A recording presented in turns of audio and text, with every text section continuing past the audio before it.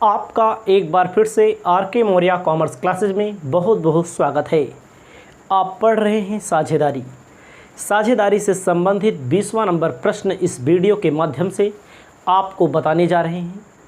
आपको ध्यान देना है, पूरे प्रश्न को सबसे पहले अच्छे से समझ लेना है।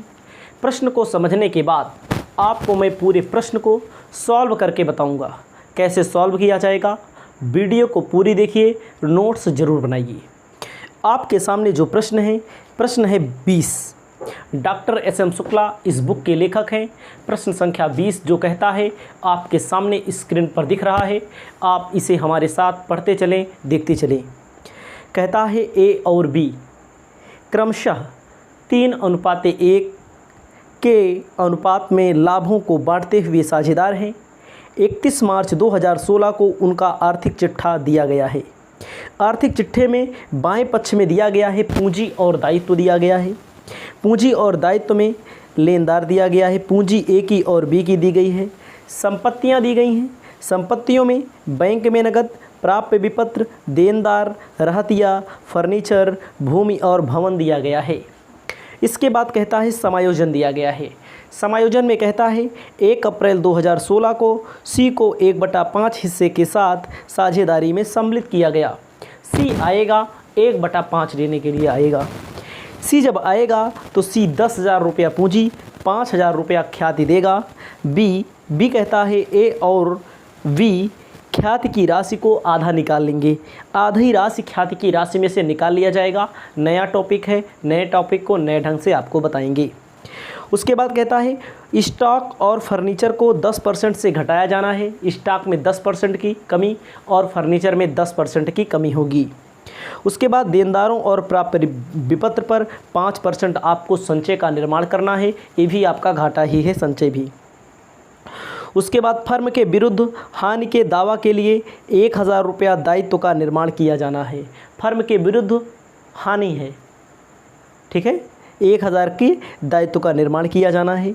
लेनदारों में 650 सम्मिलित हैं जिसका दावा होने की संभावना नहीं है, आप लिखित कर दिया जाएगा। आवश्यक खाते खोलिए, नई फर्म का आर्थिक चिट्ठा बनाइए। आपको ध्यान देना है, आवश्यक खातों के अंतर्गत रीवैल्यूएशन अकाउंट बनाया जाता है। रीवैल्यूएशन अकाउंट में सभी संपत्तियों का मूल्य कम हुआ है तो डेबिट में, बढ़ा हुआ है तो क्रेडिट में। दायित्वों का मूल्य बढ़ा हुआ है तो डेबिट में, कम हुआ है तो क्रेडिट में। आपको अपनी कॉपी में लिखना है सबसे पहले रिवैल्यूएशन अकाउंट। रिवैल्यूएशन अकाउंट में 2 पार्ट कर देने हैं आपको, डेबिट और क्रेडिट। ए आपका पार्टिकुलर अमाउंट ए आपका कॉलम बन गया। उसके बाद आपको ध्यान देना है सबसे पहले क्या कहता है, संपत्ति के मूल्य में कमी हुई है तो डेबिट में, हानि हुआ है तो डेबिट में। कह रहा है स्टॉक और फर्नीचर को 10% घटाया जाए। लिख लेते हैं, घटाने की बात हुई, घाटा हुआ है, स्टॉक लिख देना है। उसके बाद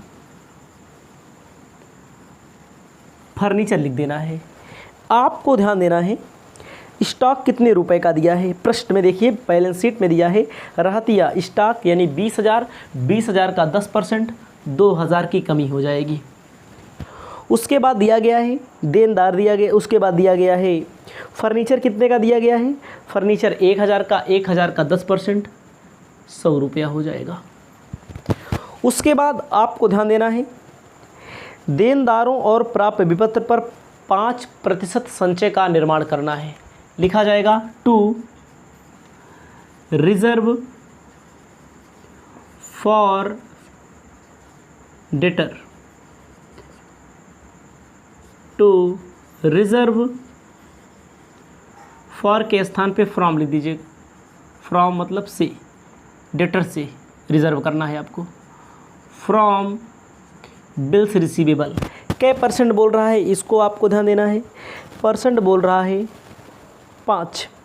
देनदार है 16,000 का 5% 800। 16,000 का 5% 800 कम कर देना है। रिजर्व का मतलब संचय कर देना है, 800 रुपया मिलने की संभावना नहीं है।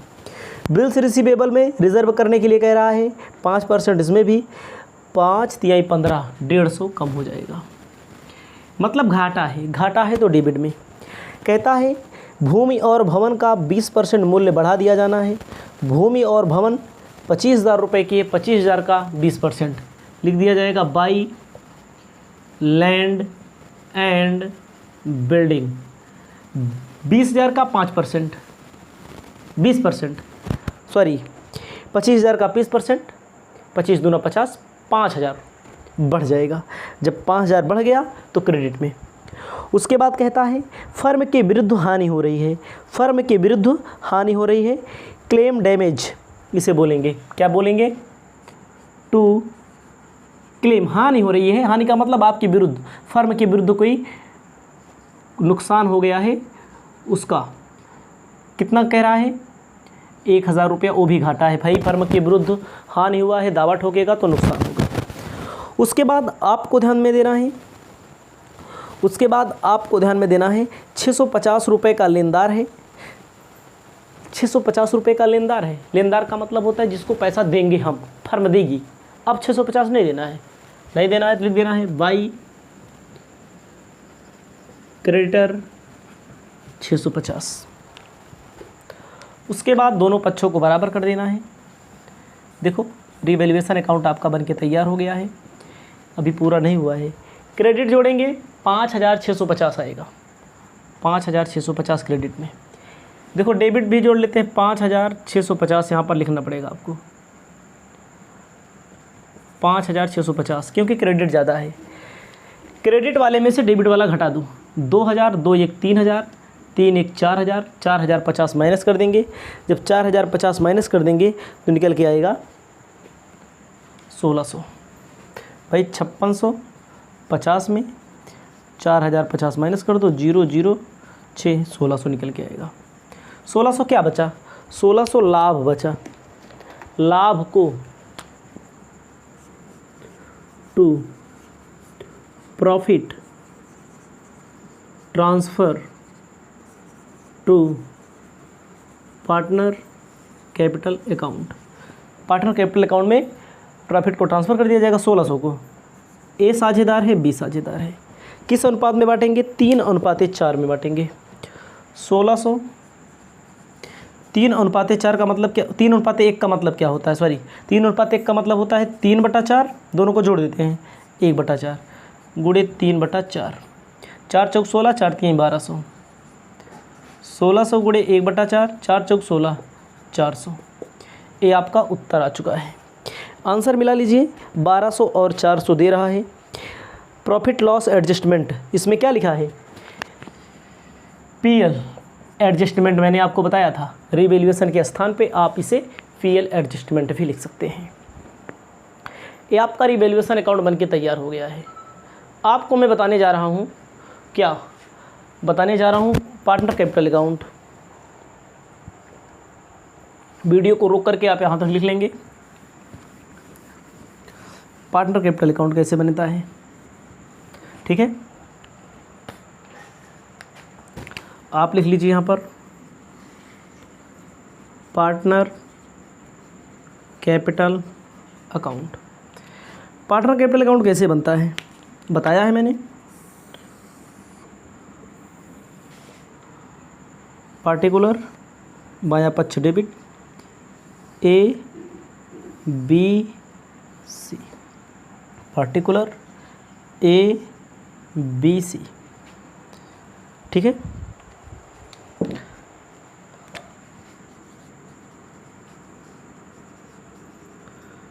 ए बी सी,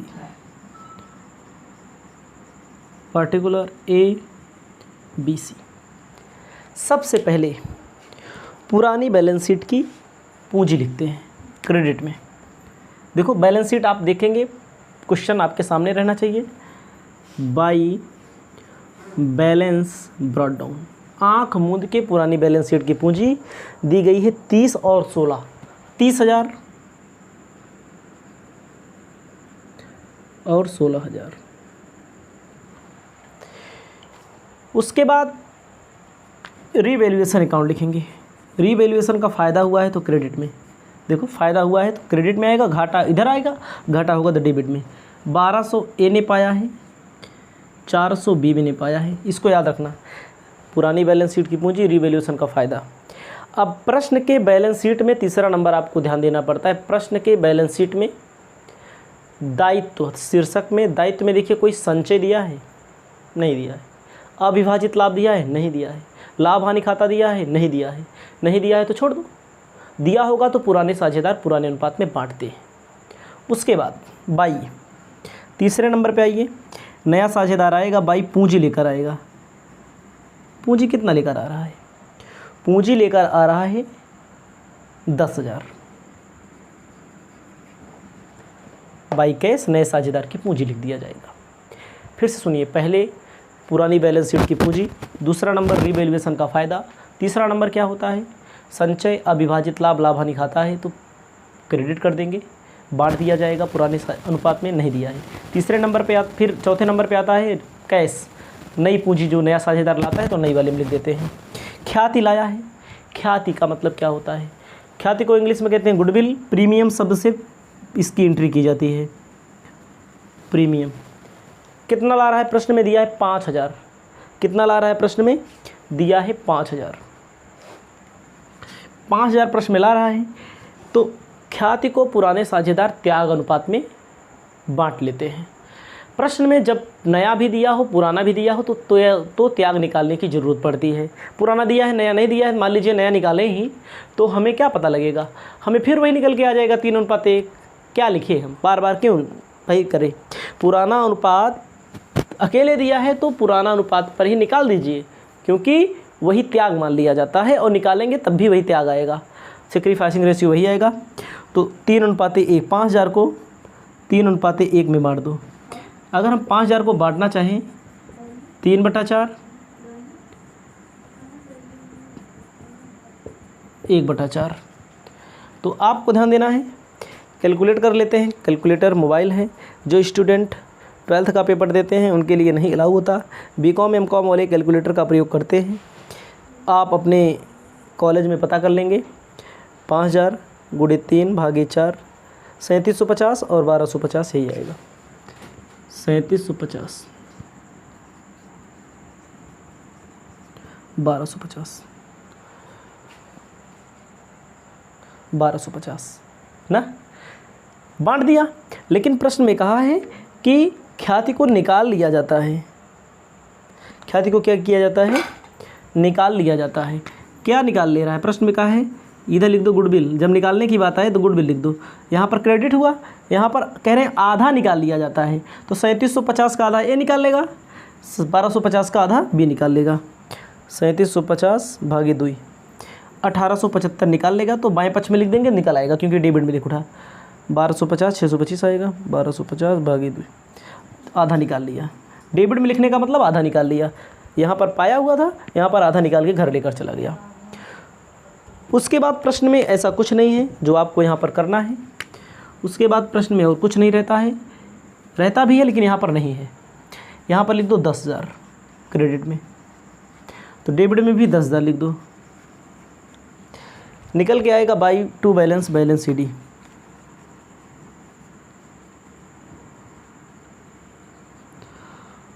सोलह 1 17 17,650 17,650 यहाँ क्रेडिट में आएगा। 17,650 17,650 में 625 माइनस कर दो, 17,025 निकल के आएगा। देखो 17,025 आंसर आ रहा है। क्रेडिट में 30 33 33 1 34 34,950 34,950 34,950 में 1,875 माइनस कर दो,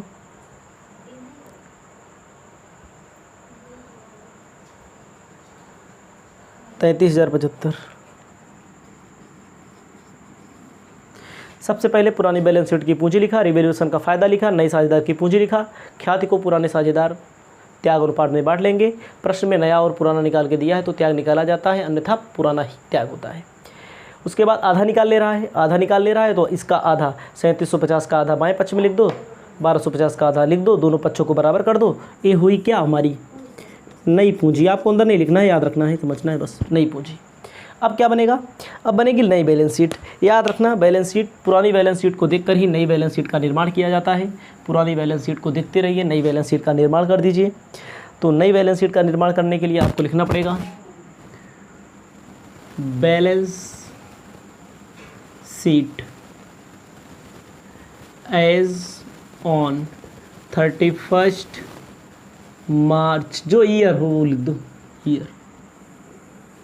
एकदम आराम से बनाएंगे, समझा समझा के बनाएंगे।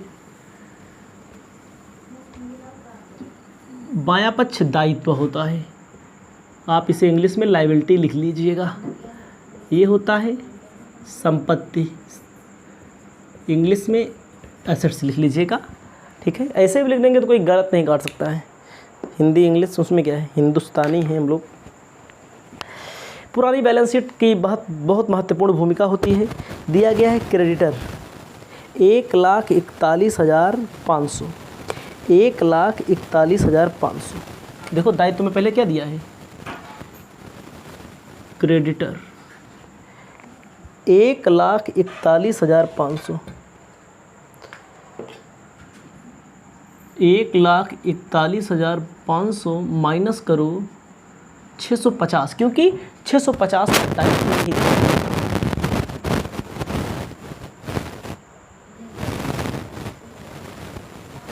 एक 1,40,850 क्रेडिट 1,41,500 में 650 माइनस कर दो, क्योंकि अब नहीं देना है। उसके बाद प्रश्न में क्या दिया है, पूंजी, पूंजी कैपिटल, ए की पूंजी, बी की पूंजी, सी की पूंजी, ए की पूंजी, बी की पूंजी और सी की पूंजी। याद रखना है आपको। ए की पूंजी 33,075, नई पूंजी लिखी जाएगी 33,075। बी की पूंजी 17,025, सी की पूंजी 10,000, जोड़ लिया जाएगा 33,075 प्लस 17,025 प्लस 10,000, 60,100। उसके बाद आपको एक और ध्यान देना है, प्रश्न में एक क्लेम आया हुआ है, 1,000 रुपये का क्लेम कह रहा है, क्लेम डैमेज का, ये वाला, ये भी दायित्व बनेगा ना। इसको आप यहाँ लिख लेंगे, ऊपर ही लिख देंगे, ज़्यादा अच्छा रहेगा, क्योंकि क्लेम डैमेज 1,000 रुपये का दायित्व है, समझिए, यहाँ पे ही लिखा गया, वहाँ भी लिखा जाएगा, ठीक है। दायित्व देना है, जोड़ लिया जाएगा, अभी जोड़ेंगे बाद में। एसेट्स दिया गया, assets, assets cash in hand, cash in hand में आपको ध्यान देना है 1,22,500 रुपया दिया है, 1,22,500। प्रश्न बैलेंस शीट में देखना है 1,22,500। इसमें प्लस करना होता है जो पूंजी लेकर आया है। पूंजी 10,000 रुपया लेकर आया है नया साझेदार ना, 5,000 रुपया, 10,000 रुपया लिखो पहले यहाँ पर, पूंजी 10,000 लेकर आया है, 5,000 रुपया ख्याति लाया है, 5,000 ख्याति भी कह रहे हैं, साझेदारों ने निकाल लिया है। इसको जोड़ देंगे 2500, 5,000 इसमें जोड़ा जाएगा, लेकिन वास्तव में आप 2500 ही जोड़िए, क्योंकि आधा निकाल लिया गया है। पहले से 1,22,500, फिर 10,000 लिख देंगे, फिर 2500 लिख देंगे। 2500 क्यों लिखा मैंने, 5,000 लाया, 5,000 में आधा निकाल लिया गया, इन दोनों को जोड़ेंगे तो आधा निकल गया, ठीक है। लाया है 5,000, 5,000 को बांटा गया था, आपको सीधा सीधा जो आया है उसको लिखो, जो गया उसको माइनस कर दो।